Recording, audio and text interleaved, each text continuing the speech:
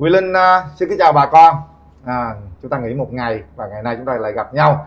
Và tình hình ngày hôm nay thì như thế nào? Thật ra thì Quý Linh cũng đi khảo sát rất là nhiều. Vẫn còn nóng thưa bà con. Vẫn còn rất khó khăn bởi vì dịch kéo dài và rất nhiều cái khốn khó đằng sau cái sợi dây văng đó. Chúng tôi hiểu, tất cả mọi người cũng hiểu điều đó. Nhưng thật sự ai cũng khó cả quý vị. Ngay những người thực hiện về chính quyền họ cũng rất là khó. Còn chính sách, còn cơ chế, rất là nhiều thứ bà con thông cảm. Chúng tôi làm hết sức mình để làm sao đem tiếng nói của bà con đến với chính quyền các cấp để họ có thể tìm ra bài toán, một cái đáp án nào đó để giải thích cho bà con, giải quyết cho bà con về an sinh xã hội. Thật sự là cố gắng hết sức mình bà con nhé. Dân hỏi thành phố trả lời là một chương trình có thể nói đáp ứng được rất nhiều nhu cầu của bà con. Chúng tôi rất vui khi những ngày qua rất là nhiều tin nhắn nhận được những cái phần hỗ trợ. Và ngày hôm nay chúng tôi cũng tiếp tục làm những điều như thế để mong rằng bà con tiếp tục những gói hỗ trợ, gói 1, gói 2, gói 3 gì đó, còn nhiều cái phần hỗ trợ nữa. Và ngày hôm nay vẫn như thường lệ, chúng tôi sẽ có các phần 1 là cập nhật số liệu Covid thành phố trong ngày. Phần thứ hai là tin thật tin giả. Phần thứ ba là trả lời trực tiếp thắc mắc của bà con. Hôm nay chủ đề chính sẽ là giải đáp thắc mắc nhằm hỗ trợ người dân quận Gò Vấp và quận 12 thưa quý vị. Đến buổi chiều nay thì chúng tôi nhận được rất nhiều thông tin và chính vì thế nên tôi đã mời 2 người có thể nói mà có thể giải quyết cho bà con một số giải đáp thắc mắc. Đó là chủ tịch quận Gò Vấp là ông Nguyễn Trí Dũng và người thứ hai là ông Nguyễn Văn Đức, chủ tịch Ủy ban nhân dân quận 12. Bây giờ thì có lẽ chúng tôi sẽ nói chút xíu về tình hình y tế cũng như là tin thật tin giả, rồi là những cái điều mà cảm nhận từ những buổi livestream trước tới giờ. Anh Lê Quang Tự Do là một trong những cái người có thể nói cho tôi cái cảm xúc mà nghỉ một ngày đến ngày hôm nay thế nào, Lê Quang Tự Do? Dạ, thật ra thì chương trình của chúng ta thì đang rất là được sự quan tâm của bà con. Rất nhiều người thì họ cũng vẫn muốn là chương trình làm hàng ngày để mà có được nhiều cái giải đáp những cái câu hỏi của bà con. Nhưng mà nói thật với anh Quyền Linh là bây giờ cái số liệu tổng hợp về những cái ý kiến của bà con rất lớn, nên lúc nào cũng phải cần có một cái thời gian để xử lý cho nó đầy đủ. Rồi khi mà chuyển về quận, về phường thì người ta cũng cần cái số liệu thì người ta mới có cái phản hồi lại với chương trình là chúng tôi giải quyết được như thế nào đó. Và đến bây giờ thì nó lại cũng có một cái thú vị là số liệu của chúng ta gửi về các câu hỏi, những cái vấn đề đó thì nó cũng bị trùng rất là nhiều với những cái mà quận và phường đang giải quyết. Tức là như vậy là hai bên đã gặp nhau rất là nhiều và rất nhiều những cái hoàn cảnh cũng đã được là cứu trợ về cả là lương thực, về cả là tiền trợ cấp. Hôm nay thì có một cái thông tin tôi thấy là rất là đáng chú ý, muốn chia sẻ với bà con về cái tình hình y tế. Đó là 9 ngày qua thì cái tỷ lệ ca tử vong tại thành phố Hồ Chí Minh là giảm liên tục. Và hôm nay đã giảm xuống mức dưới 200 ca một ngày, còn có 195 ca thôi. Thì đó là một cái dấu hiệu cho thấy là bắt đầu là phát huy hiệu quả của cái việc tiêm chủng vaccine. Thì khi tiêm vaccine thì số ca nhiễm có thể vẫn không giảm, vì là người tiêm kể cả là 1 mũi 2 mũi vẫn có thể nhiễm, nhưng cái số mà tử vong hoặc là bệnh trở nặng là giảm rất là nhiều. Thì đó cũng là một cái điều mà rất mong bà con là chúng ta hãy tiêm vaccine khi nào mà đến lượt của mình, và không ngần ngại gì trong cái việc đó, vì vaccine là tốt nhất, là vaccine được tiêm sớm nhất. Cũng có một cái thông tin nữa là chúng tôi cũng được biết là thành phố chắc là chỉ trong vòng khoảng vài ngày nữa thôi sẽ ban hành một cái kế hoạch chi tiết cụ thể về tất cả các giải pháp sau ngày 15 tháng 9, nới lỏng lại như thế nào, phục hồi kinh tế như thế nào, an sinh như thế nào, hỗ trợ doanh nghiệp như thế nào, đầy đủ hết. Thì trong đó có một cái thông tin rất là quan trọng, đó chính là thẻ xanh vaccine. Và hiện nay thì tôi cũng ngày mai là Bộ Thông tin Truyền thông cũng sẽ đi qua quận 7 để mà nghiên cứu những cái thí điểm về cái thẻ xanh vaccine, vì quận 7 là một trong 2 địa phương là đã kiểm soát được dịch bệnh. Nói như vậy để bà con biết được là nếu như những người nào mà tiêm được đủ 2 mũi vaccine thì sẽ có được những cái thuận lợi rất là nhiều so với lại những người mà chưa tiêm vaccine hoặc chỉ mới tiêm 1 mũi. Nên đó nó cũng là một cái quyền lợi sát sườn của chúng ta để chúng ta có một cái động lực để chúng ta tiêm vaccine. Và hiện nay thì nhà nước đã tìm mọi cách để bố trí để mà tiêm đủ cho những người nào đã tiêm mũi 1 thì sẽ được tiêm mũi 2. Nên bà con đừng ngại ngần hoặc là đừng có chần chừ khi mà mình được gọi đi tiêm. Dạ, hay quá. Vậy thì bà con nhớ nha, chúng ta giữ cái giấy mà tiêm mũi 2 đó để bây giờ quan trọng lắm, quan trọng lắm, rất là quan trọng nha. Dạ. Gọi là thẻ xanh vaccine mà ha. Dạ. Chứ đừng nói thẻ đỏ vaccine là mệt lắm. Thẻ đỏ là chưa chích luôn, là không đi được luôn á. Thưa bà con, ngày hôm nay thật ra Quyền Linh cũng đọc thông tin rất là nhiều. Linh cũng rất là gọi là hơi buồn chút xíu vì một cái thông tin nói là ông Quyền Linh, ông Lê Quang Tự Do nói rằng là đưa lên nói là bơm hàng. Thật ra chúng tôi không có biết thông tin đó, chúng tôi lấy cập nhật từ ngay cả tổng giám đốc của Sài Gòn Co-op cũng nói rằng có bơm hàng, và các quận huyện, các quận huyện báo cáo về cũng có, và chính anh Lê Quang Tự Do đó nói có. Nhưng mà tôi ngày hôm kia thì tôi đọc trên thông tin báo chí lại nói rằng là không có bơm hàng. Vậy thì hôm nay anh có thể giải thích cái chuyện này với Quyền Linh, với mọi người, chứ không mọi người nghi ngờ mình nói là mình nói là có. Tôi cũng buồn lắm. Báo cáo bà con là tôi cũng buồn mấy bữa nay, tại vì là nó có một cái chuyện như thế này, nó rất là buồn á. Là cái ngày mùng 8 tháng 9, tức là cách đây 2 ngày, thì công an thành phố Hồ Chí Minh họ có cái họp báo. Trong cái họp báo của thành phố thì họ công bố cái kết quả điều tra sơ bộ về cái chuyện là phản ánh của báo chí, của người dân cũng như là ở các địa phương, ở các quận huyện ở thành phố Hồ Chí Minh á, về việc là có cái tình trạng là đặt hàng, đi chợ hộ rồi không nhận hàng đó. Mà dân gian thì hay gọi là cái từ bom hàng. Cái từ đó nó không có chính thống, cái tên chính thức nó là như vậy. Thì nó khẳng định là có chuyện đó. Nhưng trên báo nói là không có. Thì cái hôm đó là công an thành phố, tại tôi có nhận được cái bản đó mà, là hơn 200 trường hợp là có, và công an đã xác minh đầy đủ địa chỉ, làm việc với từng cái trường hợp để mà tìm hiểu nguyên nhân cũng như là sớm xử lý. Thì trong cái thông cáo báo chí và cái thông tin báo chí mà của công an thành phố thì khi nói rõ là có 2 loại. Một loại là đặt đi chợ hộ qua lực lượng địa phương, tức là bộ đội rồi cán bộ phường rồi tổ trưởng dân phố, mà như mấy lần anh Linh đi kiểm tra đó. Đó là có chuyện là đặt hàng, một số người dân đặt hàng nhưng không nhận hàng vì 6 nhóm nguyên nhân. Và còn có một loại thứ hai là đặt hàng qua shipper, thì không có cái chuyện là bom hàng, không có cái chuyện là từ chối. Tức là nó đặt qua shipper đúng không? Vì cũng rất đơn giản thôi, là cái việc mà đặt hàng đi chợ hộ mà có cái chuyện là từ chối nhận là nó gần như chỉ xảy ra cái tuần đầu tiên khi mà chúng ta giãn cách nghiêm ngặt, là cái tuần từ ngày 23 tháng 8 đến ngày 28. Mà trong tuần đầu tiên đó thì chúng ta cấm shipper, nên chắc chắn là không thể nào có chuyện bom hàng shipper được. Rồi. Thì khi mà ông công an ông khẳng định như vậy, ông đọc như vậy thì rất nhiều báo là họ viết đúng, là họ ghi là các nguyên nhân mà dẫn đến bom hàng. Đó là cái cách dùng của báo chí, của người dân. Còn thông tin từ phía nhà nước thì là đó là những nguyên nhân mà dẫn đến cái việc người dân đặt hàng xong rồi lại từ chối nhận hàng, cũng gây khó khăn cho cái lực lượng đi chợ hộ. Thì một số báo ít thôi thì lại là nghe tai này qua tai kia, thì lại là tưởng là cái không shipper, không có bom hàng, thì lại giật tít là công an thành phố khẳng định không có chuyện bom hàng đi chợ hộ. Rất là sai lệch hoàn toàn 100% về bản chất.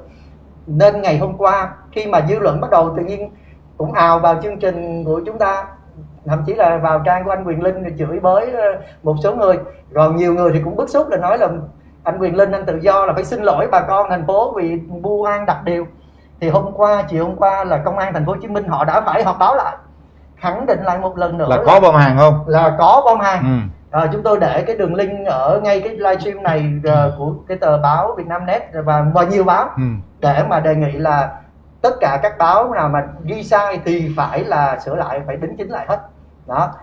Và họ cũng ghi rõ luôn là 200 trường hợp, hơn 200 trường hợp mà đó có cái chuyện là đặt hàng xong không nhận á, thì các nguyên nhân á thì nó rất là chủ yếu là khách quan. Nên á là cả địa phương, cả công an, cả là những cái người mà đi giao hàng thì đều với một cái tinh thần là vì bà con thôi, nên là hướng dẫn, tập trung hướng dẫn cho bà con. Thì thì chia sẻ với bà con một cái thông tin đó là rất là đúng như vậy, nhưng mà tự nhiên chỉ có một vài tờ báo viết sai bản chất nên gây một sự hiểu lầm. Ở đây cũng nhân anh Quyền Linh hỏi thì tôi cũng chia sẻ thêm một cái là bà con có nói là thế tại sao không công bố những cái người mà bom hàng đấy, thậm chí là không đưa vào blacklist, không cho mua nữa. Thì xin nói bà con là nhà nước thì không thể nào làm cái chuyện đó, cơ quan chính quyền nhà nước phải làm theo pháp luật, theo quy định. Và chúng tôi cũng không thể là vì một cái lỗi mà có thể để một người bị đấu tố hoặc là bị gọi là nhịn đói không được mua hàng. Tất cả đều phải xử lý trên cái tinh thần trước nhất là phải là nhân văn và giúp đỡ.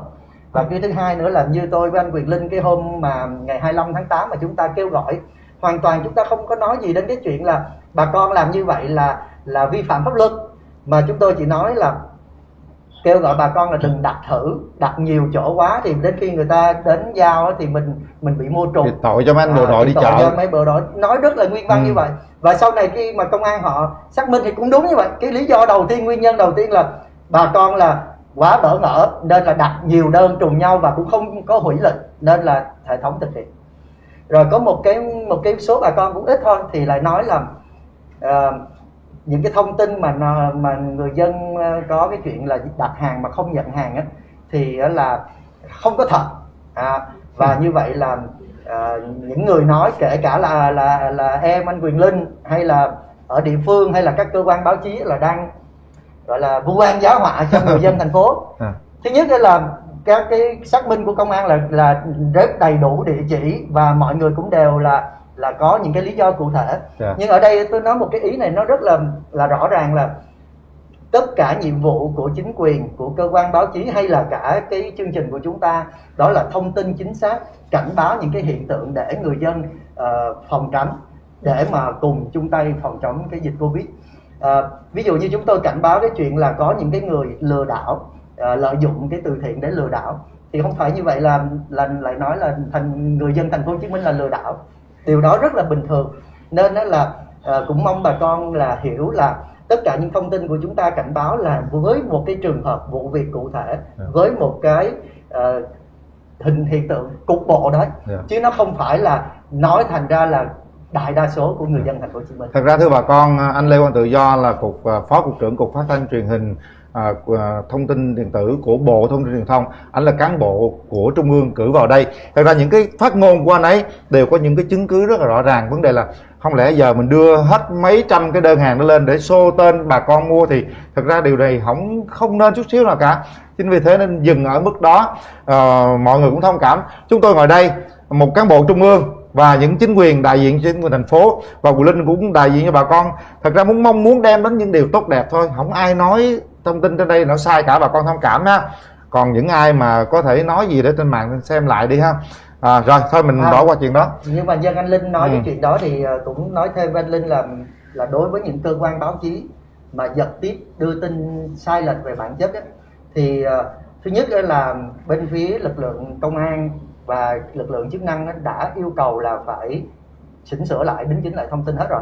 Nên bà con khi mà bây giờ search Google những cái thông tin đó thì có thể bà con thấy cái tiếp cũ, nhưng mà nhấp vào cái đường link đó thì chắc chắn là cái tiếp rồi nội dung là đã phải sửa theo đúng cái kết luận của công an thành phố. Và tiếp theo đó là các cơ quan chức năng cũng sẽ là căn cứ các cái vi phạm để mà xử lý tiếp. Xử lý những cái người đưa cái thông tin mà không chính xác đó. Là đưa thông tin sai lệch hoàn toàn như vậy là nó gây ảnh hưởng rất là lớn đến uy tín của chính quyền. Cảm ơn Lê Quang Tự Do đã thông tin đến một cái điều để có thể giải oan cho cái chuyện đó với chương trình ha bà con ha. Thôi bây giờ mình vô một cái vấn đề nóng đi. Đó là trả lời thắc mắc của bà con. Nãy giờ mình nói chuyện hơi bên ngoài, chưa đến với quận 12 và quận Gò Vấp thưa quý vị. Hôm nay thì anh Dũng và anh Đức ngồi đây sẵn sàng có thể chia sẻ bà con những cái gì, những cái tâm tư hay là những cái câu hỏi của bà con ha.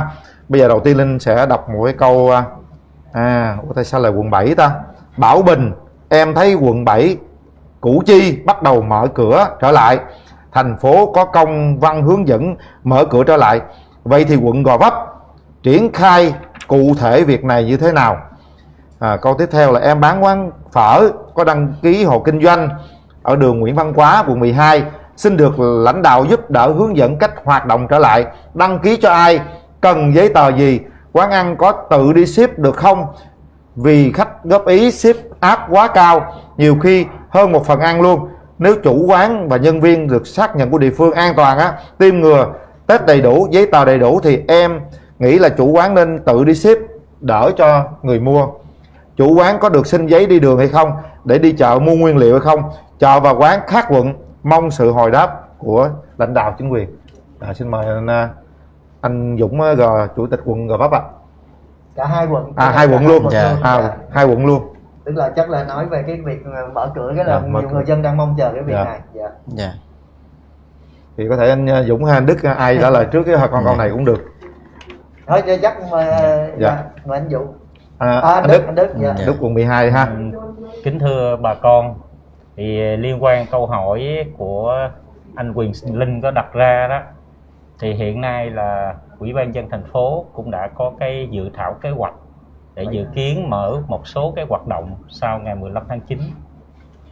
Đối với quận 12 á, thì trên cơ sở cái dự thảo của Ủy ban nhân dân thành phố, thì quận 12 là tôi cũng đã chủ trì cùng với các phòng ban chức năng để bàn bạc đánh giá một cách thực chất đối với tình hình công tác phòng chống Covid trên địa bàn quận, để làm sao mà xây dựng được cái phương án, cái lộ trình hết sức là cụ thể, mà làm sao phải đảm bảo khi thực hiện việc mở cửa sau 15 tháng 9 á, mà phải hết sức là an toàn, trên tinh thần là tốt nhất cho người dân và bảo vệ sức khỏe cho người dân. Thì như vậy thì chúng tôi rà soát đánh giá là xây dựng các tiêu chí và các cái giải pháp trên các lĩnh vực. Trong đó là quận 12 có tập trung vô 4 cái giải pháp chính. Thứ nhất là phải đánh giá về cái tình hình cái việc mà giãn cách cho người dân, cái việc chấp hành cái giãn cách. Cái thứ hai là chúng tôi tập trung đánh giá trên cơ sở là tập trung quyết liệt, thần tốc lấy mẫu xét nghiệm. Đây là một trong những cái nội dung quan trọng mà tôi nghĩ là không chỉ là địa bàn quận 12 mà tất cả các quận huyện trên thành phố này cũng xác định công tác lấy mẫu xét nghiệm là hàng đầu, để làm sao mà chúng tôi trên cơ sở đó là đánh giá thực chất trên cái bản đồ Covid của quận, rồi rà soát từng tiêu chí dùng đỏ, cam, vàng, cận xanh và xanh. Thì từ cái việc đó tập trung quyết liệt trong việc mà lấy mẫu xét nghiệm. Thì đến nay á, đối với địa bàn quận 12 á, là chúng tôi đã lấy cái mẫu xét nghiệm là đã lấy qua lần thứ 3 rồi. Dự kiến sẽ quyết liệt tới ngày 12 tháng 9 sẽ hoàn thành dòng thứ 3 của tất cả các vùng. Thì trên cơ sở đó là quận 12 sẽ trên cơ sở các tiêu chí theo văn bản 3979 của Bộ Y tế và các văn bản hướng dẫn của thành phố để cập nhật vào một cái bản đồ các vùng trên địa bàn của quận 12. Đó là một trong những cái điều kiện để đánh giá và có cái cơ sở để thực hiện cái việc mở trong cái điều kiện sau 15 tháng 9. Thì như vậy là việc mở rộng vừa phụ thuộc vào cái việc mà lấy mẫu xét nghiệm, vừa phụ thuộc vào cái tình hình thực tế kiểm soát dịch bệnh trên địa bàn. Và ngoài ra chúng tôi cũng xây dựng cái giải pháp là quyết liệt trong cái việc mà cho người dân tập trung thực hiện công tác tiêm vaccine. Thì đến nay thì đối với địa bàn quận 12 tỷ lệ người tiêm vaccine là từ 18 tuổi trở lên là đạt 91%. Còn người tiêm mũi 2 thì đến nay là quận 12 đạt khoảng 12%. Như vậy thì ban thường vụ quận ủy rồi ban chỉ đạo của quận có đề ra cái kế hoạch làm sao chậm nhất là tới ngày 15 tháng 9 là phải 100% người dân trên địa bàn quận 12 được tiêm mũi 1 là 100% 18 tuổi trở lên, và 15% trở lên là được tiêm mũi 2. Bên cạnh đó thì chúng tôi cũng xây dựng thêm một cái giải pháp nữa, thì trên cơ sở ngoài cái việc quan tâm tới một số cái việc hoạt động kinh doanh mà người dân rất quan tâm trong thời gian hiện nay, chúng tôi quan tâm thêm tới cái công tác an sinh xã hội, để chúng tôi đề ra 4 cái giải pháp chính đó mà từ nay cho tới là 15 tháng 9 là chúng tôi đánh giá một cách hết sức là thực chất, làm sao phải xanh hóa bản đồ trên địa bàn quận, trên cơ sở đó sẽ xin ý kiến đề xuất thành phố để cái hướng mở rộng một số cái hoạt động. Dạ, thưa anh Đức, là có cái việc cụ thể này á, là người ta hỏi là bây giờ á, như nãy anh Lê Hoàng Tự Do nói thành phố cũng đang chuẩn bị cái hộ chiếu vaccine đó, người ta nói tiêm 2 mũi thì được thuận lợi, vì thì chủ quán người ta đề xuất là đúng đó, chứ bây giờ em có tiêm 2 mũi đầy đủ vaccine thì em đi chợ hộ, em mua đồ em ship luôn hộ để cho nó đỡ cái của người ta mua. Thì cái này anh có hướng sắp tới như vậy không anh? Chứ bây giờ đằng nào ta cũng thuê shipper, mà thuê mắc quá thì thật ra người dân rất là khổ. Hôm nay có rất nhiều cái thông tin đi mua một cái hộp cơm 35.000, shipper 50.000, còn hơn cái hộp cơm. Vậy thì cho người ta đi lại, nhưng mà cái như thế thì nó bất lợi cho cái người mua, và cuối cùng người nghèo cũng lãnh đủ cái 85.000 đó. Vậy thì tại sao mình không đề xuất là gì? Đó, chủ quán đúng, người ta đi chợ luôn, khỏi đỡ cho chính quyền địa phương đi chợ cho họ, rồi người ta bán xong người ta chở ship tới nơi, cái giá nó rẻ nữa, người ta vừa bán được mà người mua cũng gọi là mua được rẻ. Vậy thì mình có đề xuất cái hướng đó anh Đức. Đây là một trong những cái câu hỏi cũng rất hay mà nhiều người bạn Linh cũng đặt vấn đề này. Như tôi nói hồi nãy á, thì trên cơ sở mình đánh giá cái thực chất cái bản đồ Covid của mình, thì các vùng của mình mà mình xanh hóa đó thì mình sẽ đề xuất một số cái ngành hàng để mở ra cho bà con nhân dân.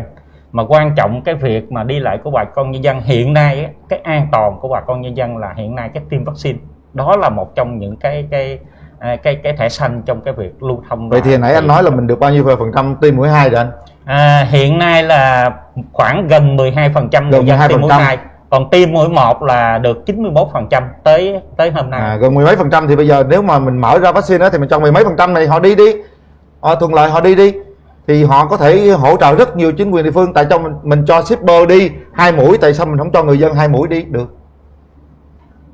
Cái này thì để em trả lời giúp cho anh Đức là cái này thì không phải là quận quyết được mà phải là thành phố. Thì trong cái mà thẻ xanh vaccine á, thì đang là tính đến những cái chuyện như anh Linh nói, nhưng còn phải xin ý kiến Bộ Y tế, xin ý kiến chính phủ, bởi vì là nó liên quan đến là sức khỏe. Thì mình cũng rất muốn làm như vậy và hướng là sẽ như vậy, nhưng mà làm thế nào để an toàn thì phải có ý kiến Bộ Y tế nữa. Thì chắc là phải chờ thêm đến cái hôm mà ban hành kế hoạch chính thức, chứ chắc là các anh ở quận thì cũng nhưng mà thực ra đây là cũng tiếng nói người dân hỏi tại sao shipper 2 mũi mà cho shipper đi, còn tôi 2 mũi không cho tôi đi được. Thì cái này là cho họ đi thì họ cũng góp phần thôi, mà họ cũng biết cách là giữ an toàn cho họ, và 2 mũi thì cũng tạm an toàn rồi, đúng không? Thì nên là cái này là anh Lê Hoàng Tự Do cần phải tìm hiểu để thứ hai tuần sau mình có thể trả lời cho bà con được biết cái vấn đề đó. Dạ. Còn nãy anh Đức đã nói rồi, vậy thì quận Gò Vấp mình mở thế nào anh? Dạ, kính thưa bà con thành phố, thưa anh Quyền Linh, anh Tự Do. Ở Gò Vấp thì cũng đã dự kiến phương hướng để mình cùng thành phố tiếp tục phòng chống dịch Covid-19 và thực hiện kế hoạch phục hồi phát triển kinh tế xã hội của địa phương và thành phố sau ngày 15 tháng 9. Hiện nay tình hình dịch bệnh ở Gò Vấp thì đang có xu hướng chuyển biến là theo hướng là giảm dần ca nhiễm. Số lượng về test xét nghiệm hiện nay ở Gò Vấp thì đã hoàn thành 100% của đợt 1, đợt 2 và đang khẩn trương thực hiện cho đợt 3. Thì dự kiến trong 1-2 ngày tới sẽ hoàn thành đợt 3. Và qua cái đợt 2 vừa rồi đó thì Gò Vấp đánh giá, hiện nay Gò Vấp đánh giá cái vùng xanh, đỏ, cam, vàng là theo cái tổ dân phố. Từ tổ dân phố đó thì mới tính cho mỗi phường và cả quận. Thì con số hiện nay đang khả quan.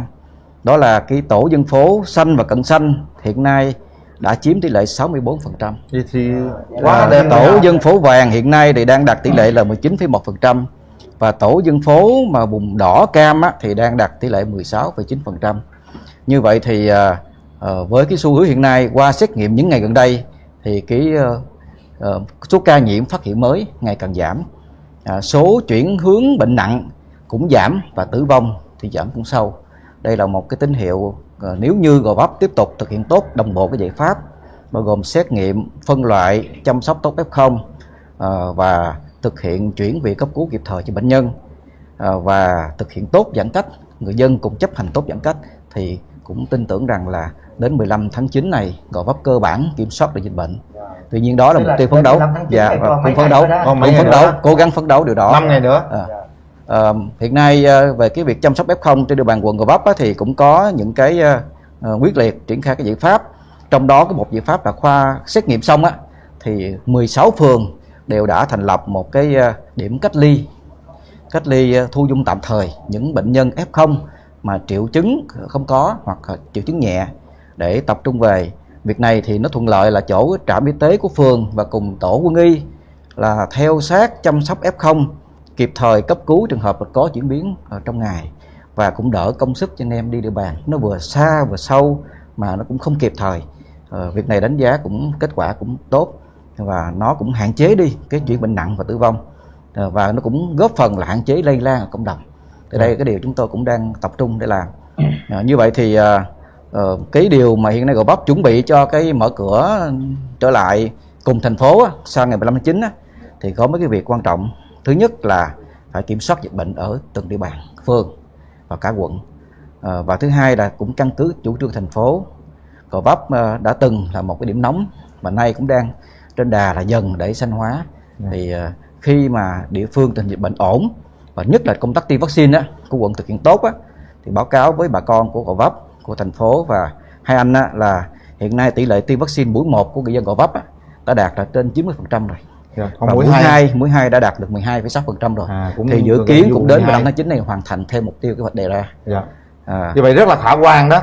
Khả quan là Gò Vấp sẽ mở sớm, bởi vì thật ra Gò Vấp rất là thương. Gò Vấp nặng lắm. Đầu tiên là Gò Vấp đã nặng rồi kéo dài thế này, thật ra mình rất là thương người dân Gò Vấp. Từ đầu cũng nặng mà kéo dài thế này, thành ra là cố gắng làm sao kiểm soát sớm, mở ra sớm cho Gò Vấp đỡ chút xíu. Dân lao động và ở trọ đó quá nhiều luôn. Cái tình hình như vậy là sáu mấy % là vùng xanh nữa anh. 64%. 64%, trời ơi. Tổ xanh. Còn có thể quận 12 có thể thông báo cho bà con mà hiện nay mình kiểm soát thế nào, vùng xanh, vùng đỏ, vùng vàng, vùng cam nào đó anh?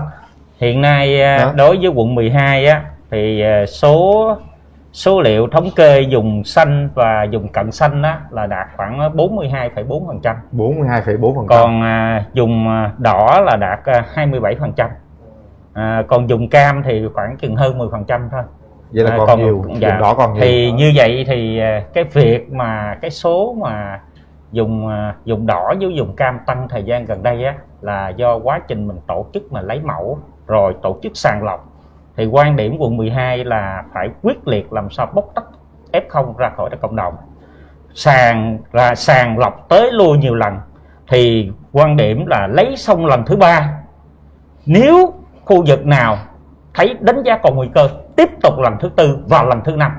Cái quan điểm là không phải số lần lấy, mà quan điểm làm sao bóc tách hết những F0 ra. Thì trường hợp nào F0 đủ điều kiện thì tổ chức cách ly tại nhà, còn trường hợp nào không đủ điều kiện thì cách ly tập trung tại trung tâm cách ly của quận, hoặc là trường hợp nào chuyển nặng đưa về điều trị tại bệnh viện quận 12. Hiện nay thì đối với công tác chăm sóc và quản lý F0 của quận 12 thì đối với quận 12 là có 30 trạm y tế lưu động, cộng với lại là 11 trạm y tế hiện hữu của quận. Thì như vậy phải nói là từ cái thời điểm mà tăng cường từ đội ngũ của cục quân y về cho đối với quận phải nói là công tác theo dõi, thăm khám, chăm sóc F0 là rất là tốt. Mà đối với quận 12, ngoài cái lực lượng mà y tế tại chỗ, y tế lưu động ra, thì quận 12 có phát động thêm nguồn từ y tế tư nhân, rồi bác sĩ hưu trí về tham gia để theo dõi chăm sóc F0. Mà đến thời điểm hiện nay là cái số mà F0 mà khỏi bệnh cái số tại nhà đó thì số cũng rất là lớn. Nói chung là qua theo dõi, thăm khám, chăm sóc về túi thuốc, dinh dưỡng, sức khỏe, thăm hỏi, điều kiện tinh thần, thì rất là nhiều trường hợp mà khi người dân mà được chăm sóc tại nhà F0 thì như vậy người ta thoải mái tinh thần, người ta tự hết bệnh qua thời gian. Cái này cái hay, bởi vì lúc trước mình hơi nóng cái chuyện mà F0 mà báo không ai tới này kia, trạm y tế bây giờ thì có trạm y tế lưu động rồi. Bây giờ thật ra là chính quyền làm rất tốt cái việc gọi là cấp cứu y tế để giảm cái số tử vong rất là tốt luôn. Và hy vọng là sắp tới anh lên cũng 60-70% vùng xanh để sớm mở luôn cho quận 12. Cái này tổ anh gọi giống với tổ, cũng như là báo cáo anh là cái cơ bản đầu tiên là phải kiểm soát dịch bệnh được an toàn. Điều kiện an toàn thì người dân sẽ cùng tham gia hoạt động kinh tế xã hội, Thì cái bước tiếp theo của VAP tính toán dự kiến là từ cái đánh giá an toàn và cái lượng người dân tiêm vaccine á, và những cái doanh nghiệp mà những cơ sở kinh tế trên địa bàn quận thời gian qua cũng đặt ưu tiên là cái lực lượng quan trọng của nền kinh tế địa phương thì cũng ưu tiên tiêm vaccine mũi 1 và mũi 2. Thì như vậy thì cái lĩnh vực của VAP hiện nay chủ yếu là dịch vụ thương mại, thì những lĩnh vực kinh doanh như là ăn uống, dịch vụ thương mại thì sẽ được quận là chọn hướng để từ từ mở bước cho người dân làm việc và có hoạt động trở lại. Giờ bà con yên tâm là đây là 6 mấy %, đây là 40 mấy % rồi, sắp sửa là chúng ta có thể mở đến 12 đó, là mình kiểm soát như thế nào thì thông báo bà con, thì lúc đó có thể con số mà vùng xanh nó sẽ tăng lên. Bây giờ ta trở lại cái việc an sinh đây. Câu hỏi của em Huyền Chu. Em đã nhận được túi an sinh và tiền trợ cấp 1,5 triệu rồi. Em rất cảm ơn chương trình và chính quyền đã hỗ trợ, và nhiều bạn đã nhận được 1,5 triệu hết rồi. Nhưng mà cho em hỏi, đợt tới á, thì em có tiếp tục nhận hỗ trợ nữa không? Vì những cái gói hỗ trợ cấp á, cũng chỉ dùng trong được 1 tháng thôi. Cái này là quá nhiều câu hỏi đặt cho quận 12 và quận Gò Vấp. Cái này em thấy các quận đều hỏi vậy. Quận hỏi vậy hết, tất cả các quận gần như mọi người nói ủa cái túi an sinh tôi cũng sống được có 1 tuần, ủa 1,5 triệu, có người vẫn chưa nhận được. Và hết cái gói 1,5 triệu đó vẫn còn giãn cách tới ngày 15, rồi từ ngày mai tới ngày 11, 12, 13, 14 tôi lấy gì tôi sống. Vậy thì các anh có thể giải thích được cái chuyện này cho bà con được biết không? Sắp tới có cái gì nữa không? Có chính sách gì nữa? Và chúng ta làm sao để giải quyết những cái hộ mà vẫn chưa lãnh được cái 1,5 triệu và cái gói an sinh này? Đối với quận 12 á, thì công tác chăm lo cho các hộ khó khăn, vấn đề an sinh xã hội thì chúng tôi có đẩy mạnh cái việc chăm lo theo cái gói hỗ trợ gói 09 của Hội đồng dân thành phố, và theo công văn 2627 và 2799 của Ủy ban dân thành phố. Thì đối với trường hợp này đã được nhận hỗ trợ 1,5 triệu diện khó khăn theo dạng 2627 và 2799. Thì như vậy thì hiện nay thì được biết Ủy ban nhân thành phố thì cũng đang dự thảo thôi, dự kiến thì sau ngày 15 tháng 9 thì cũng sẽ tiếp tục là hỗ trợ tiếp cái gói mới đối với lại bà con gặp khó khăn trên địa bàn thành phố Hồ Chí Minh, thì trong đó có quận 12. Riêng đối với quận 12 á, thì những trường hợp bà con như thế này đã nhận được cái nguồn kinh phí hỗ trợ từ ngân sách nhà nước.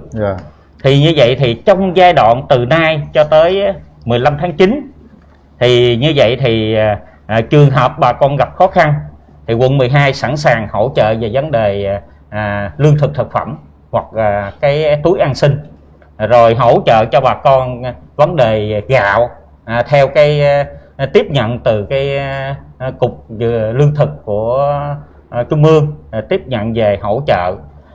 Thời gian qua thì phải nói chúng tôi cũng là cùng với lại các ban ngành, đoàn thể, ban dân vận, Ủy ban Mặt trận Tổ quốc, quận phường rồi cũng tích cực, ngoài cái việc là từ cái nguồn ngân sách á, thì tích cực là trong cái việc vận động các mạnh thường quân chung tay tham gia cùng với nhà nước mà trong cái nguồn xã hội để chăm lo cho bà con. Thì như vậy thì chúng tôi cũng hỗ trợ tiếp những cái vấn đề liên quan lương thực thực phẩm, gạo, an sinh xã hội, rồi vận động một số chủ nhà trọ đó giảm giá nhà trọ, hỗ trợ điện nước, giảm giá nhà trọ vân vân, để hỗ trợ cho bà con trong những cái lúc khó khăn này. Còn phía quận Gò Vấp thì như thế nào anh? Thật ra vấn đề này rất là nóng ở quận Gò Vấp. Anh Dũng có biết rằng hôm nay thật ra là hai quận chúng ta được bà con rất là quan tâm. Cái số lượng ngày hôm nay muốn gặp chủ tịch của hai quận này nó lớn lắm, có thể đến vài chục ngàn đó. Vậy thì á, Linh thấy rằng ở quận Gò Vấp là quận nặng nhất, mà ở đó người ở trọ, người lao động cũng rất là nhiều luôn, lên con số mà có thể Linh không biết, nhưng mà anh có thống kê được khoảng bao nhiêu là người lao động, người ở trọ, sinh viên không anh? Thưa bà con, thưa anh Quyền Linh và anh Tự Do, thì Gò Vấp là một quận đông dân.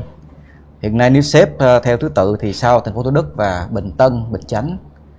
Dân số bình thường Gò Vấp thì đạt tới là 694.000 dân. Mà trong điều kiện hiện nay sau đến nay là hơn 3 tháng giãn cách rồi, Gò Vấp thực hiện chỉ thị 16 đợt đầu tiên. Như vậy thì cũng có nhiều người dân và sinh viên học sinh cũng trở về quê, và số đang ở lại thành phố cũng rất là đông. Con số bình thường thống kê Gò Vấp là có hơn 48.380 phòng trọ, và với số nhân khẩu là 153.460 người ở các phòng trọ. Ở các phòng trọ. Dạ đúng. Con số nó tỷ cũng lệ lớn quá lớn. hả? Bây giờ nếu ước tính số người về quê thì cũng còn lại khoảng 110.000 người ở các phòng trọ. Như vậy đây là một cái vấn đề mà đảng bộ, chính quyền địa phương luôn trăn trở, quan tâm, chia sẻ cuộc sống của người dân mình. Trong cái đợt phòng chống dịch suốt thời gian qua thì Gò Vấp cũng với nguồn nội lực của mình là chính. Tuy rằng địa phương chưa phải là một quận phát triển mạnh về kinh tế, thu ngân sách thì cũng ở mức trung bình thôi, chưa phải là cao so với lại nhiều quận khác ở thành phố, nhưng mà cũng đã nỗ lực cố gắng để huy động tất cả các nguồn lực, kêu gọi sự đóng góp của các nhà tài trợ, các doanh nghiệp, các mạnh thường quân, rồi nhân dân trong và ngoài quận, các địa phương, các cấp ủng hộ Gò Vấp rất nhiều. Trong thời gian qua thì chúng tôi cũng đã cố gắng giải quyết tốt chính sách của thành phố, khảo sát tất cả những cái trường hợp những người dân lao động tự do và những hộ khó khăn nhận các gói hỗ trợ chính sách đợt 1, đợt 2 của thành phố, đã hoàn thành 100% đợt 1 và đã hoàn thành 98% chi trả đợt 2 cho hộ khó khăn.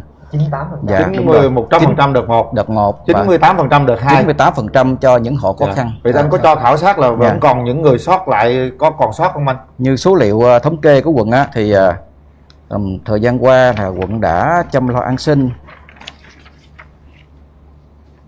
Có con số cụ thể? Dạ có con số. Quận đã chăm lo cho tổng cộng là 32.830 trường hợp, với tổng kinh phí làm tròn là trên 54 tỷ cho lao động tự do. Trên 54 tỷ rồi. Dạ, đúng rồi. Tự do đấy. Dạ. Lao động tự do Và nhiều diện khác. Dạ. Với 4.043 lao động khác dạng hoãn hợp đồng thì cũng trên 8 tỷ. Và cái đợt 2 đó thì hỗ trợ cho các hộ khó khăn thì cũng đã giải quyết, xét duyệt và chi cho những diện hộ mà trong danh sách điều kiện đủ được nhận là cũng đã chi cho tổng cộng là đợt 2 và cái bổ sung của đợt 1 là tổng cộng là 54.203 hộ, với tổng số tiền đã chi là trên 81 tỷ đồng. Và lao động tự do nhận bổ sung đợt 2 là chi cũng trên 34.785 trường hợp, và với tổng số tiền là trên 52 tỷ đồng. Và hiện nay đang chuẩn bị cái hướng là tiếp tục giãn cách trong thời gian tới thành phố sau ngày 15 tháng 9 thì chúng tôi cũng có cái hướng khảo sát trước. Khảo sát trước và lần này thì thấy rằng là mặc dù đã cố gắng của đợt 1, đợt 2, ngoài ra là Mặt trận Tổ quốc, các ngành đoàn thể của quận, vận động của doanh nghiệp chăm lo cho người dân, có thể nói là hàng trăm ngàn suất quà túi an sinh, và cũng trên 1.000 tấn gạo, rất nhiều lương thực thực phẩm của các cấp tài trợ, nhưng mà cơ bản giải quyết được cái nhu cầu lương thực thực phẩm để người dân đủ dùng. Và về chính sách và chăm lo túi an sinh với số lượng dân đông như vậy thì chúng tôi nghĩ rằng cũng có sót. Điều này chúng tôi cũng nhận khuyết điểm với nhân dân. Có sót đó anh. Thật ra là tôi nghĩ là có. Anh nói thế đúng là còn sót đó. Tôi nghĩ là có sót. Có sót. Ở đây trong lúc mà anh Dũng trả lời thì có rất nhiều bà con thì cũng comment vào. Ví dụ như bạn Trang Ra này, bạn Phạm Nguyên Giáp này, Kim Thi này, thì kêu là ở phường 17 Gò Vấp là chưa thấy. Rồi có bạn thì ở phường khác nhiều lắm. Thì chắc chắn là cái này thì chương trình sẽ gửi lại để các anh kiểm tra lại. Và như anh Dũng vừa có chia sẻ thì chắc là nó vẫn còn sót. Nhưng mà cái quan trọng nhất là làm sao để mà người dân người ta được cái thông tin đầy đủ. Thật ra thì anh Dũng biết không, cũng nhiều chính quyền đến đây cũng nói câu là vẫn còn sót. Thật ra đó là cái sự xót xa thật đấy. Linh nghĩ rằng bà con mình còn sót nhiều thì điều khi người ta tới phường không được, người ta tới gặp tổ trưởng hay gì cũng không được, vì thì cách nào đó quận thẩm tra, kiểm tra những cái con số sót đó, những bà con còn sót đó mình hỗ trợ. Thật ra là cái giai đoạn này khó nhất thì chính quyền làm cách nào hỗ trợ đừng để sót một ai. Cái điều này rất là cần trong giai đoạn này. Cách nào đó anh Dũng triển khai ngay để tìm ra những cái con số sót đó cho bà con đỡ đi anh Dũng. Về cái số sót trong thời gian vừa qua thì như trong cái comment của bà con, cũng như tôi cũng thường xuyên theo dõi các trang mạng xã hội của Gò Vấp. Các trang tôi là dân Gò Vấp tôi cũng thấy, và cũng thực tế kiểm tra nhiều trường hợp cụ thể mà tôi trực tiếp nhận cái thông tin, thì cũng rất là chia sẻ và thông cảm là nhiều trường hợp người dân mình cũng mong muốn lắm, nhưng mà do điều kiện hiện nay, chính sách đối tượng quy định của mình đó là đến đấy và anh em đã làm cơ bản đúng quy định rồi. Thế thì những trường hợp còn chưa được nhận trong thời gian tới thì tôi cũng được biết rằng thành phố có chủ trương tới đây là sẽ có cái hướng là giải quyết cho người dân được nhận cái trợ cấp khó khăn trong dịch bệnh này, và theo tinh thần là không phân biệt là ngành nghề, độ tuổi, hay là có lao động việc làm hay là không đang thất nghiệp, thì miễn có khó khăn và từ trẻ em đến các cụ già đều sẽ được hưởng cái này. Thì vấn đề này thì địa phương đã biết và chuẩn bị chỉ đạo cho tất cả các phường và các tổ dân phố phải khảo sát thống kê đến từng người dân. Nếu như trường hợp người dân nào mà trong quá trình làm việc của địa phương cơ sở mà do nhiều việc quá, áp lực lớn quá, không có kịp thời nắm bắt được hết thô xác, thì cũng mong bà con là cũng nhanh chóng có thông tin trực tiếp cho lãnh đạo của phường, cần thiết lãnh đạo quận ở Gò Vấp là có đầy đủ cái đường dây nóng. Nếu gọi có lúc kẹt máy do anh em cũng công tác việc đó thì cũng nhắn tin để chúng tôi lưu lại và xử lý. Và tôi xin cũng báo cáo rằng là đấy là cái hướng mà sẽ ghi nhận cho bà con, và dự kiến là cái mức đề xuất thì tôi nghĩ rằng có thể là chúng ta sẽ nhắm cái hướng là hỗ trợ cho một người khoảng thế là tính cái mức hỗ trợ thôi, hỗ trợ cho bà con vượt khó khăn có thể là khoảng 1,5 triệu trong thời gian 2 tháng thì có thể cơ bản đáp ứng được. Nhưng mà có một 2 tháng nha, 1,5 triệu 2 tháng. 2 tháng hả? Là dự kiến hoặc là đề xuất như vậy thôi. Dự kiến đề xuất. Nhưng mà có cái này nó bất cập nè anh, thưa anh Dũng với lại anh Đức. Rất nhiều bà con phản ảnh ở trên trang mạng xã hội của trên trang Quyền Linh hoặc là trên cổng thông tin chính phủ vân vân, rất nhiều trang, họ nói rằng thế này: bây giờ bất cập ở chỗ là nhà tôi có 3 người, tôi cũng được 1 triệu, một người cũng được 3 người cũng được 1,5 triệu, một người cũng được 1,5 triệu, mà 5 người cũng được 1,5 triệu. Như thế là thật sự là không công bằng. Ở đây là gì?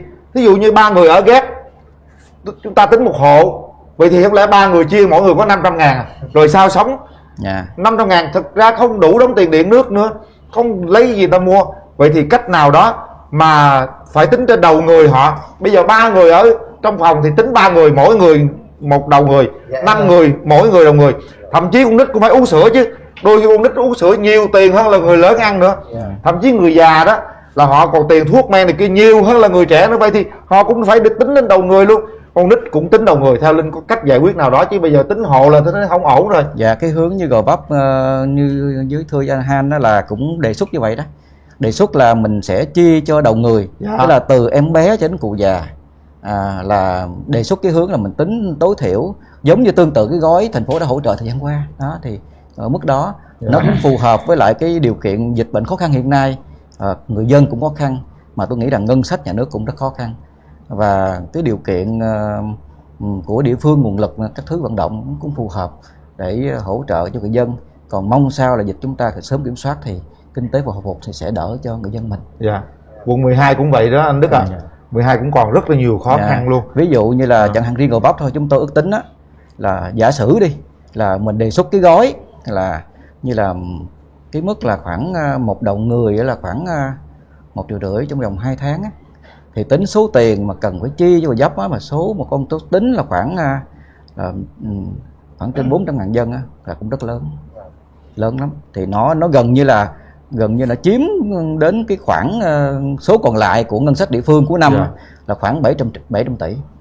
Mà cần phải chi cho quận Gò Vấp, bởi vì quận Gò Vấp gánh nặng quá, khổ dân quá rồi. Từ đầu dịch tới bây giờ họ rất là khó khăn luôn. Thật sự mà nói thì đông dân nữa, mà ở trọ nhiều như nãy anh Dũng nói á, là tới 100 mấy chục ngàn người ở trọ, sinh viên, người nghèo, rồi người lao động nữa, mà cả mấy tháng nay họ có tiền đâu anh. Đấy, còn ở quận 12 chắc là con số mà ở trọ này kia chắc ít hơn là quận Gò Vấp, đúng không anh Đức? Dạ. cũng xem với Gò Vấp đó. Cũng xem như vậy hai luôn. quận cũng gần như nhau. À. Số người dân tạm cư trên địa bàn quận 12 là hiện nay chiếm 55%. Dạ. Dạ, Linh đọc tiếp cái câu hỏi liên quan quận 12 luôn. Quận 12. Cái câu mà Gò Vấp Dạ. thì nãy giờ mấy anh trả lời cũng nhiều rồi. Dạ. Rồi, đây. Em đã liên hệ nhiều nơi, từ cổng thông tin điện tử dịch vụ công quốc gia, tổng đài 1022, web quận 12, chủ tịch, Ủy ban nhân dân phường An Phú Đông, cán bộ phụ trách, trưởng khu phố 2, tổ trưởng 25, ngay cả Ủy ban nhân dân phường An Phú Đông có công văn trả lời phản ánh, làm hồ sơ từ đợt đầu dịch cho đến xóm trọ có 16 phòng, chỉ có một chú xe ôm nhận được tiền trợ cấp thôi. Đấy, cái địa chỉ họ tìm đủ thứ nơi luôn rồi nè. Rồi á là các đợt hỗ trợ liên tục gọi thì báo là mất hồ sơ, yêu cầu bổ sung, rồi bổ sung 4-5 lần vẫn không nhận được tiền hỗ trợ. Phản ánh liên tục thì được 2 lần hỗ trợ, mỗi lần là 5 kg gạo và rau củ.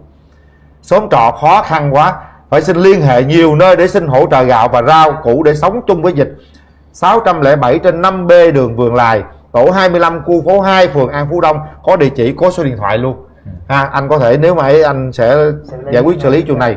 Rồi bạn Thanh My nè, cho em hỏi chính sách hỗ trợ người lao động tự do, em thấy chi hỗ trợ mấy đợt rồi nhưng đến nay gia đình em và người dân xung quanh vẫn chưa nhận được.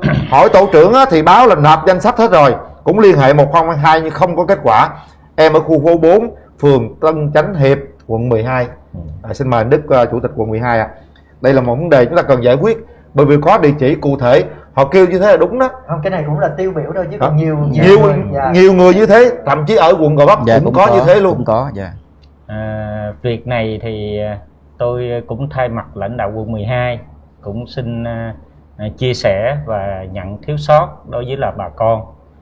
Phải nói công tác chăm lo của quận 12 trong thời gian qua đối với lại bà con về cái gói an sinh á, thì phải nói là các lực lượng trong hệ thống chính trị của quận, anh em cũng đánh giá nhìn chung á, là cũng có rất là nỗ lực.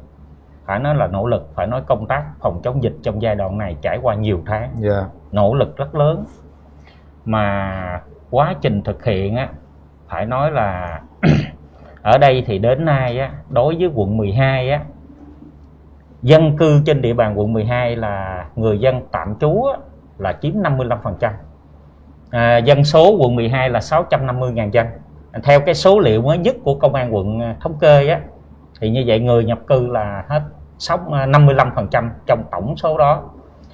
Số lượng nguồn lực cũng lớn.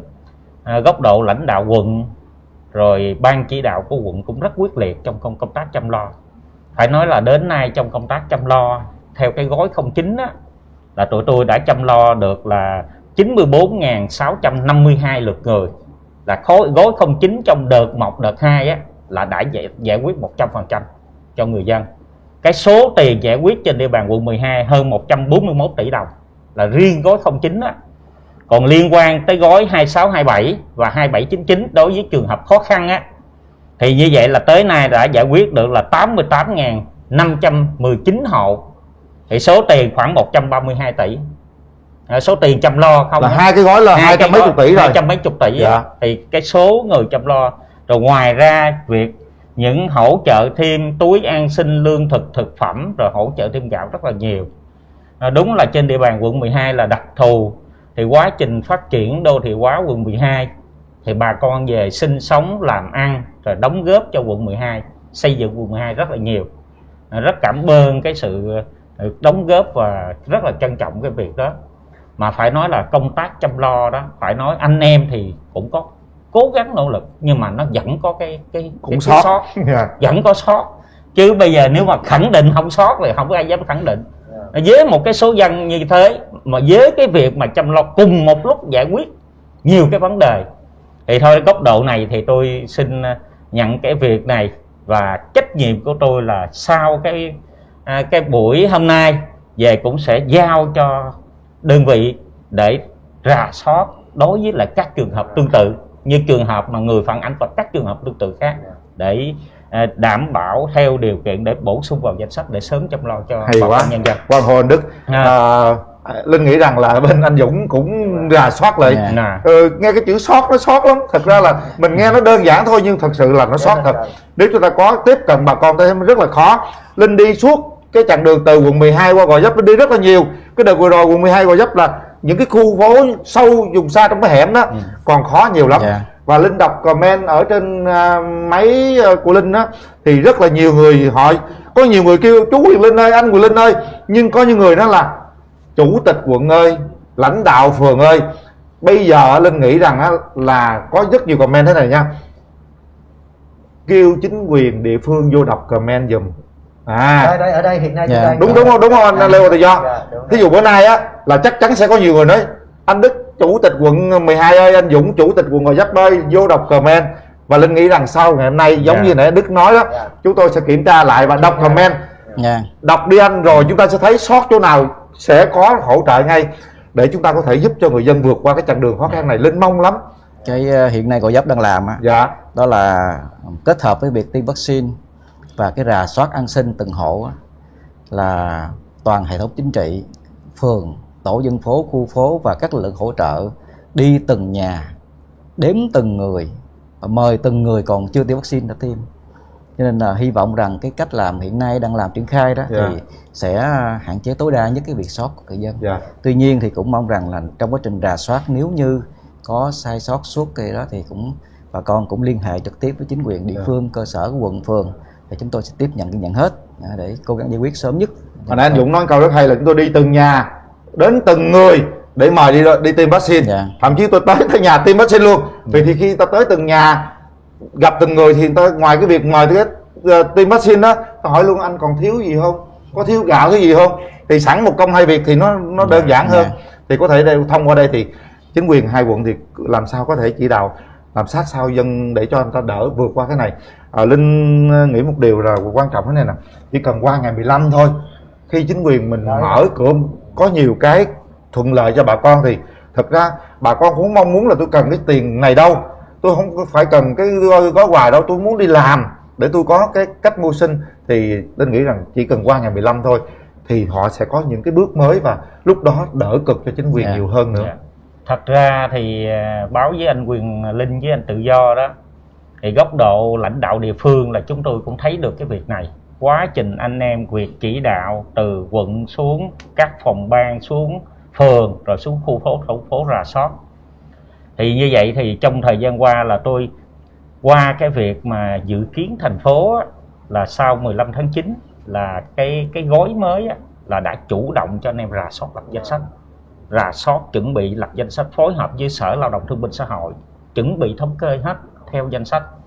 Bên cạnh đó cái việc mà cái giải pháp á, mà để mình khắc phục cái việc sót này á, thì tôi ủy ban quận có chỉ đạo cho các phường, 11 phường trên địa bàn quận 12 phải xây dựng cái tổ phản ứng nhanh để tiếp nhận giải quyết những vấn đề thắc mắc của người dân.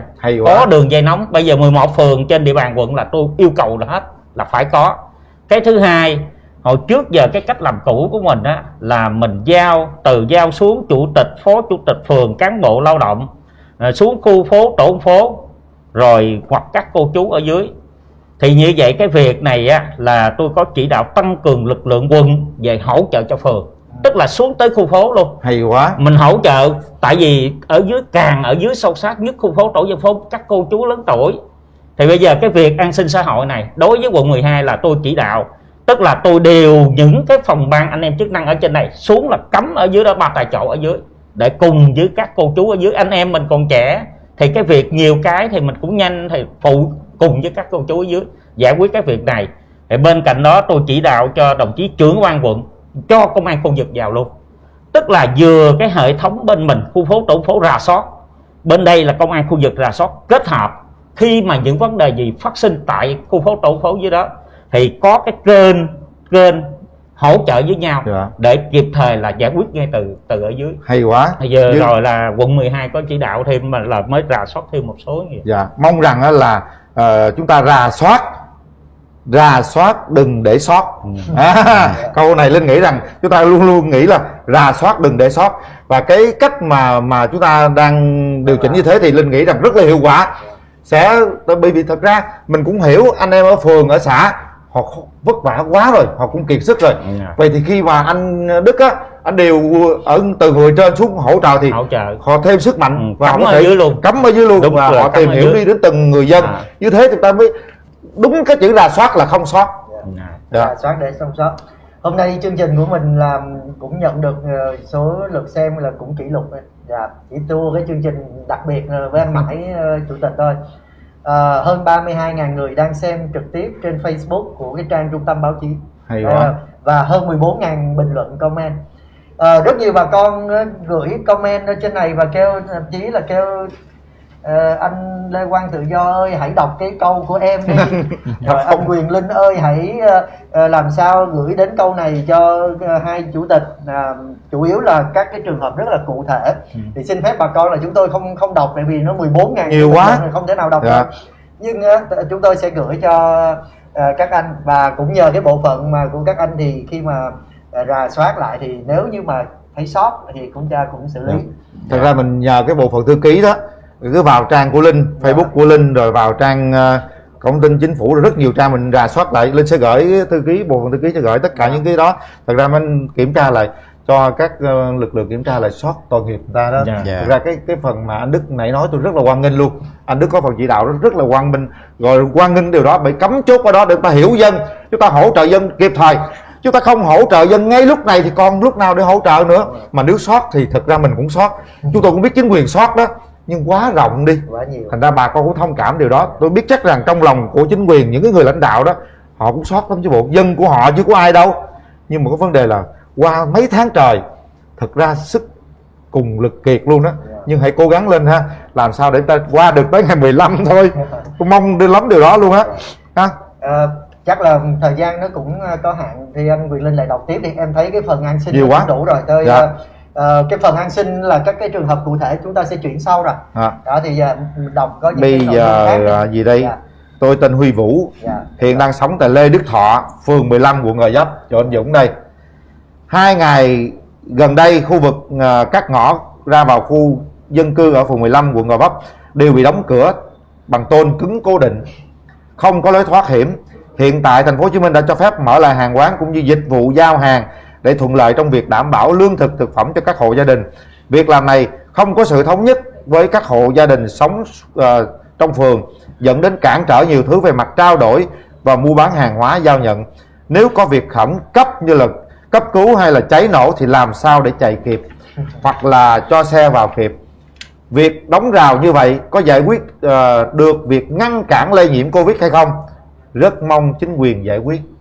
Cái này Linh thấy cũng đúng đó. Cái này cũng hay. Bởi vì có những cái khu phố Linh thấy rằng không có còn rào nữa nha. Ngày xưa nhìn cái hàng dây dăng là chúng ta còn nhìn nhau được, còn giao lưu ánh mắt còn nói. Còn bây giờ đóng tôn luôn, gần như là cách ly luôn. Vậy thì người ta cấp cứu thế nào rồi lên tăng xong đi chạy mua thuốc, ai hỗ trợ kịp?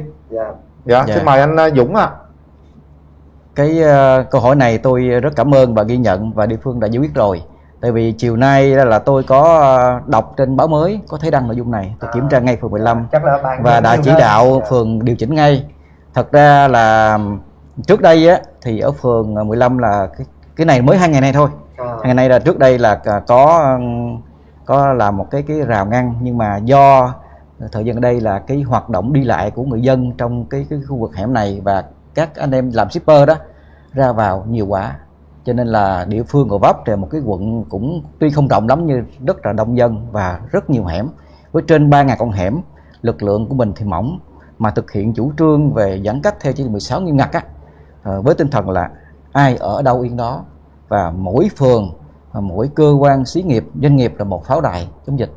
Thì cái biện pháp anh em là có những con hẻm nó nhiều đường thông, thì bây giờ là mình có chốt cứng ở những cái hẻm nhánh để có kiểm soát 1-2 đầu ra, vẫn có cái tổ lực lượng để kiểm tra, sắp xếp để tạo điều kiện cho bà con khi cần thiết cấp cứu, phòng cháy chữa cháy, an sinh. Thì với cách làm của địa phương Gò Vấp khắc phục những cái khó khăn là lực lượng của mình còn mỏng, địa bàn rộng đông dân, kèm thêm là những cái tổ tự quản của nhân dân ở những tổ vùng xanh thì rất hiệu quả. Tôi cho rằng là thời gian qua Gò Vấp đánh giá rằng là chính vì biện pháp này mà nó đã làm cho địa bàn Gò Vấp giãn cách tương đối là nghiêm túc. Tuy cũng có nhiều người ta cũng chưa chấp hành nghiêm đâu, nhưng mà nhờ giãn cách nghiêm túc cho nên cái số ca nhiễm lây ra cộng đồng nó mới giảm, và Gò Vấp mới có cái hướng hiện nay như tôi đã nói đầu giờ là có sáng sủa hơn trong cái vấn đề phòng chống dịch. Cho nên cũng mong bà con chia sẻ điều này. Còn ở chỗ nào mà anh em do vội quá thì khi có những cái tôn trào như vậy thì địa phương đã chỉ đạo xử lý ngay rồi, báo cáo với bà con như vậy. Dạ. Nãy giờ có một số cái câu liên quan đến vaccine á, Nha. thì chắc em cũng lựa câu em đọc. Cũng gửi về chỗ Gò Vấp là liên quan đến cái việc vaccine. Ví dụ như bạn Nguyễn Hoàng Thu Diệu thì bạn nói là chưa thấy thông báo gì về vấn đề tiêm vaccine đợt 2 cho các vaccine khác, ngoại trừ là vaccine Verocell thì đã có thông báo. Thì cái này anh Dũng có thể thông tin thêm cho người dân biết được không ạ?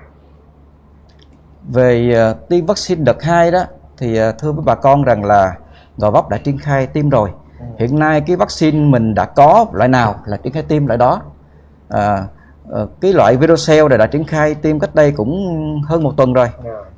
Và hiện nay là vừa mới nhận thêm các loại vaccine khác như Astra, Pfizer thì bắt đầu triển khai. Astra tại các điểm và Pfizer thì hôm nay cũng mới nhập về thêm thì bắt đầu triển khai. Và những bà con nào mà trước đây nếu như đã có tiêm những loại vaccine mũi 1 nay đến hạn tiêm mũi 2 thì địa phương sẽ sắp xếp cho người dân mình đến hẹn tiêm với loại vaccine phù hợp. Cho nên cái này thì tôi khẳng định bà con an tâm. Quận đã triển khai rồi. Hiện nay thì cứ chờ cái đúng rồi. Tức là bây giờ hiện nay thì do cái vaccine mình được phân tới đâu là mình tiêm hết tới đó rồi lại nhận tiếp về. Và do cái lịch sắp xếp tiêm của quận cho những người đến hạn. Thật ra còn quá nhiều câu hỏi mà Linh thấy cái câu hỏi này nó hay nè. Tức là cái câu hỏi đang hiện lên cái comment đó, tự do vụ gì con 6 tuổi gì đó. Linh thấy câu này rất là comment hiện lên cái câu rất là nhiều, nhưng mà Linh thấy có câu mà nó liên quan tới em bé nè. Cái đón về học đó, hiện nay họ đang bị cách ly đó. Thế anh đọc luôn. Đây là tôi có con năm nay 6 tuổi đang bị mắc kẹt ở Bình Dương. Về lại nhà tôi ở quận 12 để giúp con học online. Không có máy, không rành về công nghệ hỗ trợ thì kia online đó. Vậy thì mình có thể tạo điều kiện cho họ là đón con về hay là như thế nào không ạ? Cái này nó trường hợp này nó rất là nhiều trường hợp lắm. Tức là có con ta kẹt ở tỉnh này ở tỉnh kia, rồi bây giờ ta đón về học sao mình có hỗ trợ về quận mình được hay không? Hoặc là có những người bị mắc kẹt ở đâu đó. Cái này thì thưa anh Quyền Linh thì câu hỏi này không biết ở quận nào. Quận 12 nhưng mà Linh nghĩ là ở quận Gò Vấp cũng rất nhiều cái trường hợp đó. Gò Vấp thì cũng có một trường hợp tương tự trước đây. Đó là có một sản phụ khi cần phải di chuyển bệnh viện thì cũng tương tự được mắc kẹt cái chỗ là qua các chốt kiểm tra. Thì tôi nghĩ trường hợp này thì cũng tương tự trường hợp trước là cũng đặt cách nhờ lực lượng chức năng của mình xe công vụ đưa về. Thì đối với trường hợp này thì tôi nghĩ rằng là địa phương có thể sắp xếp được bằng cách đó. Quận 12 thì thế nào anh? Thí dụ muốn đón con về học, thật ra cái này là cái cần thiết nhất á. Đúng rồi. Tới ngày học mà con còn ở Bình Dương hay là ở đâu đó thì người ta muốn đưa về được thì thế nào hả Đức? Quận 12 thì phải nói là cũng hết sức chia sẻ với lại chỗ trường hợp phụ huynh này. Tôi nghĩ là chúng ta ở đây, các anh chị ở đây trường hợp tương tự như thế này cũng lo lắng. Thì hiện nay là thành phố mình đang thực hiện cái giãn cách 16+, tình hình hết sức là nghiêm ngặt trong việc mà ai ở đâu ở yên đó. Thì việc mà di chuyển từ quận 12 qua Bình Dương là qua tỉnh này qua tỉnh khác nó là một cái vấn đề. Trường hợp mình ngay cả giữa quận này qua quận khác thôi là cả một cái vấn đề là khó rồi, nói chi từ tỉnh này qua tỉnh khác. Thì việc này đúng là hết sức là khó khăn. Cái này thì chúng tôi chắc là trước mắt thì nếu mà trường hợp cháu 6 tuổi thì có thể là cháu là lớp 1, 6 tuổi là lớp 1 thì trước mắt thì chắc chia sẻ cho phụ huynh cái chỗ này. Thì hiện nay nếu mà tình hình mà giải quyết được trường hợp này sẽ giải quyết được tất cả các trường hợp khác. Cái này thì chắc tôi xin phép tôi ghi nhận cái ý này. Bởi vì khi mình di chuyển trong điều kiện này phải xin ý kiến của thành phố. Tôi không dám quyết là đi từ đây qua tỉnh Bình Dương mà tình hình Bình Dương không cũng biết chưa chắc là cho không. Mình đi qua bên đó rồi ta giữ mình bên đó nó ra một cái vấn đề khác. Đấy, cái này rất là khó. Thì nhưng mà nếu tôi nói thêm một ý thì thôi mình chia sẻ cái việc sốt ruột của phụ huynh. Còn nếu trường hợp tình hình sắp tới mà thành phố điều Sau kiện 15. kiểm soát lại dịch bệnh đó, hoặc là những vấn đề tốt hơn tình hình, hoặc là mở cửa lại vấn đề á, thì góc độ lãnh đạo quận thì sẵn sàng là cháu này về quận 12 sẵn sàng hỗ trợ cho cháu học thôi. Dạ. Cái điều kiện trong những cái điều Nói kiện chung bình trễ thường. mấy ngày đúng không? Hoặc nhưng mà hiện nay là tình hình này Dạ. thì cũng Dạ. hơi khó. Ở đây cũng là câu hỏi của rất nhiều người, mà rất nhiều phụ huynh đang lo lắng bởi con họ mắc kẹt rất là nhiều nơi luôn. Thôi mình ráng đi ha. Dạ. Bây giờ tốt cả chúng ta dùng chữ ráng Ai ở đâu ở Điền ở đó tới ngày qua 15. Dạ. Thậm chí là giờ các lãnh đạo quận cũng có thể hỗ trợ, như bên kia biết ta cho về Dạ, không nữa. Bình Dương Nó nữa, rất là nhiều thứ. tỉnh. Các tỉnh khác. Ở đây có một số bạn hay là bà con comment á, thì ngoài cái chuyện an sinh là rất là nhiều, thì có cái vấn đề là cái sổ sức khỏe điện tử là cập nhật là chưa có. Đúng Nên rồi. có một số bạn ví dụ như gì đó Diễm Trần hay là nhiều bạn lắm là hỏi là anh tự do tại sao là cái sổ sức khỏe điện tử của em á là chích 2 mũi rồi mà chỉ cập nhật 1, thậm chí là không. Mà anh nói là sắp sửa là có cái thẻ xanh nữa, thì em đi làm ăn sao, giờ khiếu nại làm sao? Thì cái này xin trả lời với chung với bà con luôn. Thì cái này không phải đặt câu hỏi cho hai anh được, bởi vì hai anh cũng không nắm được. Là cái sổ sức khỏe điện tử thì là Bộ Y tế làm thống nhất và giao cho các cái sở y tế thành phố, tỉnh. Thì hiện nay là cái vấn đề này là chúng tôi đã làm việc với lại là Sở Y tế Thành phố Hồ Chí Minh rồi để mà tìm cái hướng giải quyết rồi. Thì trước mắt là HCDC thành phố là đã có cái hướng dẫn ở trên cái trang web. Bà con nào mà bị cập nhật sai thông tin về số mũi tiêm, số ngày tiêm, về là địa chỉ, rồi họ tên, rồi ngày tháng năm sinh của mình thì vào trong đó khai theo cái mẫu của HCDC thì sẽ là người ta sẽ cập nhật lại, và cứ 2 tuần người ta cập nhật một lần đó. Tuy nhiên cũng có những bà con là không có một cái giấy gì để chứng nhận là mình đã tiêm thì cái trường hợp này là rất là khó đó. Vì có một cái đợt đầu tiên tôi nhớ là lúc đấy thành phố tiêm phủ vaccine thì cũng có một số đơn vị là không phát giấy luôn, mà cứ người nào đến thì cứ tiêm thôi. Thì riêng cái trường hợp này thì tôi sẽ tiếp thu cái ý kiến của bà con đóng góp để mà tôi làm việc với bên Sở Y tế cũng như là với bên Bộ Y tế để phản ánh lại cái vấn đề này. Có một cái câu này mình cũng hết giờ rồi, nhưng mà có câu này cũng khá hay, là nên xin đọc để gửi đến anh Dũng, quận Gò Vấp. Họ xin ghi là người dân phường 3 quận Gò Vấp: em muốn hỏi chủ tịch quận Gò Vấp về việc lập chốt vùng xanh mà tại sao không cho đơn vị chức năng xuống trực ở chốt. Biết là tình hình đang thiếu nhân lực, chính quyền vận động người dân tình nguyện đi trực chốt, nhưng ít nhất cũng phải cử dân quân đơn vị chức năng xuống hỗ trợ người dân chứ không thì dân thường như tụi em trực không có tiếng nói và quyền hạn gì cả. Người trong khu phố có quen biết nhau nên không thể kiểm soát được chốt. Đó cũng là lý do một số chốt xanh của quận đã trở thành chốt vàng rồi chốt đỏ, và tỷ lệ F0 trong cộng đồng tăng. Cái này thì anh lý giải sao? Dạ, cái đây có là một trường hợp cụ thể phát sinh trong thực tiễn. Như lúc nãy tôi có nói rồi, đó là ở Gò Vấp thì rất là đông dân, rất là nhiều đường hẻm và rất nhiều cái tổ dân phố cần phải bảo vệ để giữ vững cái giãn cách nghiêm ngặt. Thì lực lượng của mình thì không nhiều, cho nên là phải phát huy cái vai trò tự quản của những tổ vùng xanh, tổ Covid cộng đồng, và đa số hầu hết các tổ là phát huy được cái này.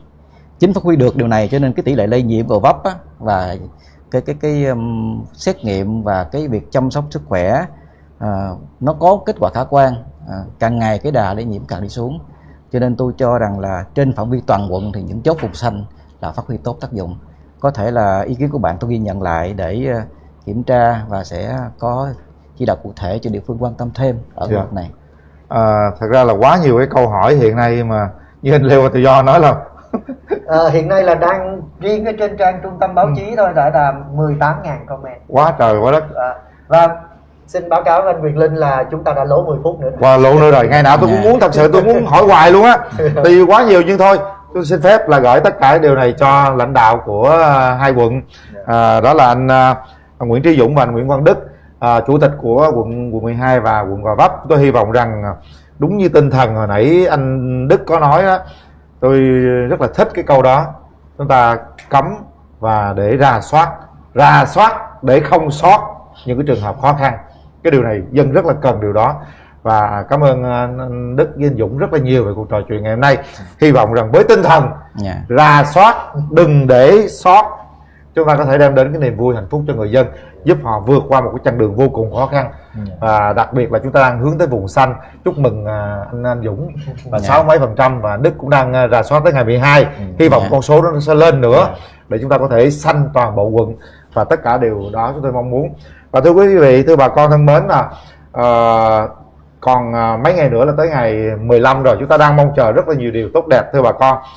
Ráng chút xíu đi, ráng chút xíu, câu ráng chút xíu, chúng ta cùng động viên nhau để hướng tới ngày đó, và mong rằng chúng ta cứ giãn cách đúng như cái quy trình mà chính phủ, các cơ quan chức năng đề ra, ai ở đâu ở đó, để tránh lây nhiễm, để chính quyền sẽ bóc tách tất cả F0 để tìm ra được cái cách tốt nhất để có thể giãn cách nó bớt lại bà con ha.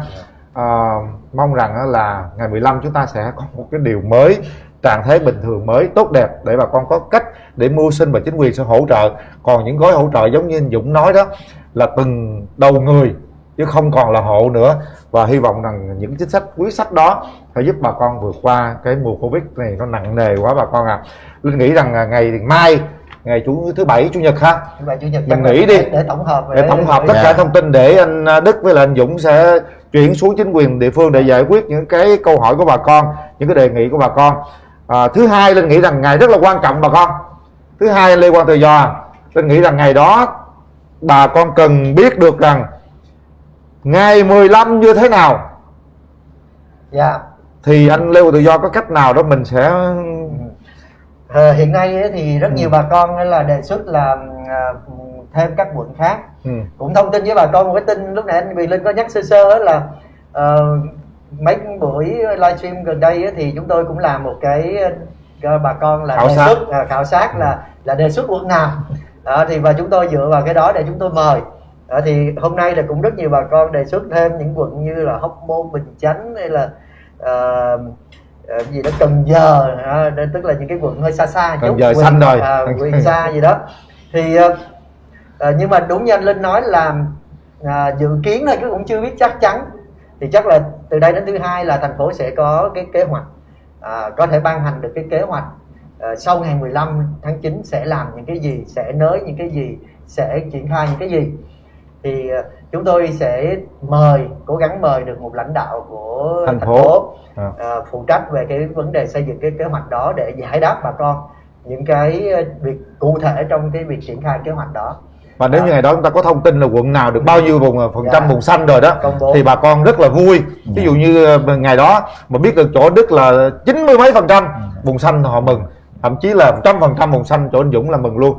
Và mong rằng thứ Hai chương trình mình sẽ nóng hơn với những cái quyết sách để bước qua ngày 15 nó thật là đẹp bà con ha. Hãy cùng với chúng tôi lan tỏa tinh thần tích cực để đem đến những cái niềm vui. Bây giờ ta vận động nhau thôi bà con ha, yêu thương đoàn kết với nhau. Ngày thứ Hai, Quyền Linh xin nhắc lại 8 giờ chúng tôi tiếp tục trực tiếp nói về những cái hướng, những quyết sách, tất cả những cái gì mà bước qua ngày 15. Bà con nhớ đón xem để ta biết được rằng chúng ta cần phải chuẩn bị những gì, chúng ta có cái gì, và nhớ giữ cho Quyền Linh cái thẻ chích vaccine cho bà con nha. Còn cách nào đó thì Lê Quang Tự Do có thể hỗ trợ bà con, mình thông báo để cách nào bà con, những người bị lạc cái giấy đó họ sẽ cách để bổ sung vào cái cổng thông tin đó để họ có thẻ xanh vaccine. Chúc bà con mạnh khỏe. Cảm ơn anh Lê Quang Tự Do, Phó Cục trưởng Cục Phát thanh Truyền hình Thông tin Điện tử của Bộ Thông tin Truyền thông. Cán bộ trung ương vào đây ngồi Quyền Linh từ hôm nay nên rất là vui cái điều đó. Và 3 tuần rồi và bà con vẫn nhắc Linh là cho tôi xem mặt anh Lê Quang Tự Do một cái. Ở đây thì có chính quyền trung ương, có địa phương, và Quyền Linh cũng chỉ là một người dân thôi. Quyền Linh cũng đem cái tiếng nói bà con để có thể chia sẻ, làm cái cầu nối. Thành ra bà con cũng thông cảm. Có nhiều người trách Quyền Linh sao tôi chưa lãnh được tiền, sao tôi chưa nhận được cái này kia. Thật ra Quyền Linh không có quyền giải quyết đó, mà Quyền Linh sẽ cùng với chính quyền làm sao tốt nhất cho bà con thôi. Bây giờ thôi mình vô mình gọi là lên cái trang quận 12 Gò Vấp gì đó có hết, bà con có vô đó comment ha. Chúc bà con một buổi tối thật vui và hy vọng tất cả mọi điều tốt đẹp đang chờ chúng ta phía trước. Cảm ơn các vị khách mời chúng tôi. Xin chào tạm biệt và hẹn gặp lại. Xin chào bà con. Xin chào bà con.